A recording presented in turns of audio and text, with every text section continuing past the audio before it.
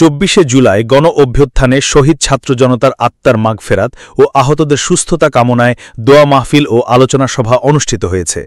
রূপগঞ্জ থেকে রিপন সরকারের পাঠানো তথ্য, ভিডিওচিত্রে দেখুন বিস্তারিত। ৬ জুলাই বুধবার রূপগঞ্জ সাব রেজিস্ট্রি অফিস, দলিল লেখক ও স্ট্যাম্প ভেন্ডার কল্যাণ সমিতির আয়োজিত অনুষ্ঠানে সভাপতিত্ব করেন সমিতির সভাপতি হাবিবুর রহমান বাবুল। এতে প্রধান অতিথি হিসেবে উপস্থিত ছিলেন উপজেলা নির্বাহী কর্মকর্তা মোহাম্মদ সাইফুল ইসলাম।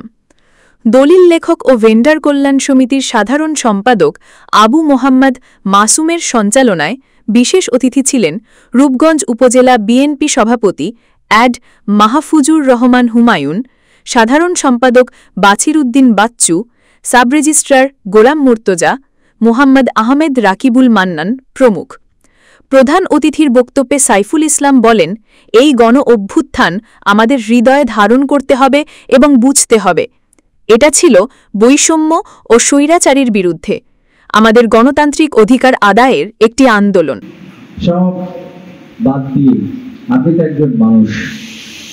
জমি হচ্ছে মানুষের সবচেয়ে প্রিয় জিনিস। মানুষ তার ফার্স্ট ব্লাডের পরে আমার ধারণা জমিকে সবচেয়ে বেশি ভালোবাসে। আপনারা দলিল লিখছেন, দলিল লেখার সময় অবশ্যই দেখবেন আপনি নিরপেক্ষভাবে লিখছেন কিনা। যদি এটা মিথ্যা হয়, আপনি কেন লিখছেন নিজের কাছে প্রশ্ন করবেন, কারণ আপনার এই দলিলের পর বেস করে সে তার মালিকানার সত্যটা পাবে।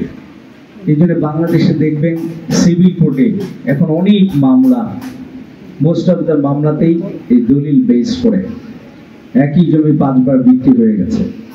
এই জন্য আপনারা যারা রয়েছেন, আবার এটাও সত্য পাশাপাশি আপনারা অনেক কঠিন পরিশ্রম করেন। দলিল লেখা অনেক কঠিন কাজ, অনেক সামাজিক প্রপঞ্চ মেইনটেইন করে আপনাকে লিখতে হয়। অনেক সময় পরিপূর্ণ তথ্য আপনারা পান না। তারপরেও আপনারা যেভাবে কাজ করছেন আপনাদেরকে ধন্যবাদ এবং সাধুবাদ জানাই।